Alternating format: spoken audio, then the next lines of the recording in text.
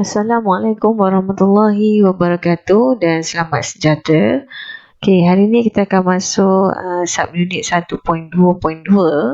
Okey, bagi bab 1 iaitu peranan reka bentuk bersama saya Puan Nurdiana binti Ramli daripada SMK Taman Desa Skudai.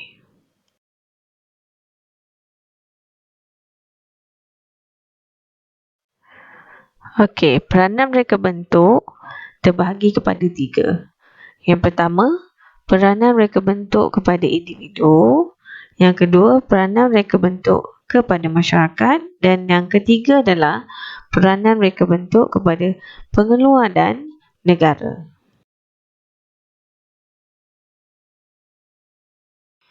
Peranan reka bentuk kepada individu terbahagi kepada 5. Yang pertama sekali, memberikan kebebasan memilih kepada pengguna mengikut kemampuan dan keperluan. Kedua, menjadikan pengguna lebih kreatif, mudah melakukan tugas dan menerima manfaat daripada sumber alam ciptaan Tuhan.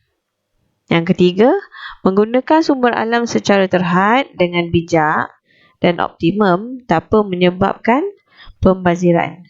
Yang keempat, memupuk sikap bersyukur dalam kehidupan semakin dipermudahkan. Dan yang terakhir, menghasilkan reka bentuk yang serba boleh dan kaya dengan idea.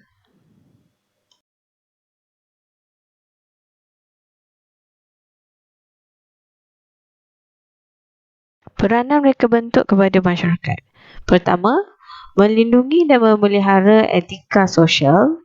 Kedua, menyokong, melindungi dan mempelbagaikan etika budaya. Ketiga, melahirkan nilai-nilai estetika. Keempat, melahirkan masyarakat yang kreatif dalam penggunaan sumber. Dan yang kelima, membentuk masyarakat yang lebih bertamadun dan berdaya maju.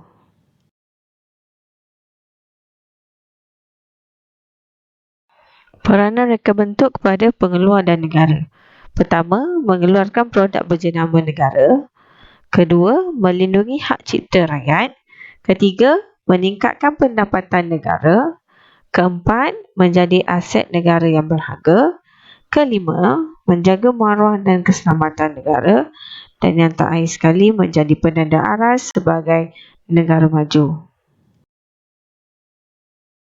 Okey, bagi subunit 1.2.2 peranan reka bentuk, okey, ada 3 peranan reka bentuk yang pelajar perlu ingat. Pertama, individu. Yang kedua, masyarakat. Dan yang ketiga adalah pengeluar dan negara.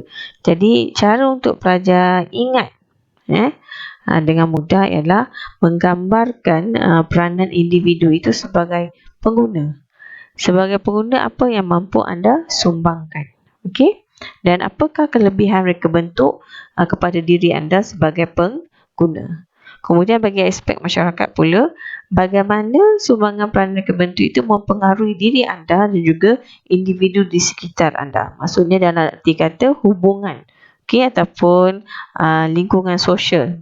Apakah sumbangannya? Dan yang terakhir, bagi peranan pengeluar dan negara, bagaimana pelajar perlu ingat adalah bagaimana sumbangannya ataupun sumbangan reka bentuk dalam menghasilkan aset-aset negara yang berharga. Dan bagaimana kita mampu untuk menyumbang kepada pembentukan negara maju, iaitu peranan negara kita dibandingkan ataupun dikaitkan dengan sumbangannya kepada negara-negara luar. Dalam arti kata lingkungan dunia, iaitu hubungan antarabangsa. Jadi apa yang kita boleh contribute sebagai sebuah negara. Itulah peranan reka bentuk dalam konteks pengeluar dan negara. Okey, pelajar. Jadi sebenarnya tak susah. Kadang-kadang fakta ini dia agak sama ataupun penerangannya agak similar. Jadi caranya pelajar perlu asingkan peranan yang saya sebutkan tadi, ikut level. Apakah sebagai pengguna, apakah peranannya sebagai masyarakat, dikata lain hubungan dengan individu A dan B, dan juga yang terakhir adalah hubungan sebagai kita pengeluar industri yang besar yang membantu menyumbang kepada aset negara dan juga hubungan negara dengan dunia luar. Jadi pelajar Tajuk ini sebenarnya sangat mudah, cuma pelajar perlu berhati-hati jika soalan ini keluar seakan-akan sama. Okey, jadi oleh itu untuk membantu anda ingat, okey, jangan lupa buat latih tubi yang saya sediakan. Okey, dan macam biasa dalam sesi PTPR saya tak perlu stres. Okey, senang saja. Anda baca, anda ingat, anda hafal dan buat latihan ini untuk anda mengeluarkan semula fakta yang telah anda fahami dan anda pelajari.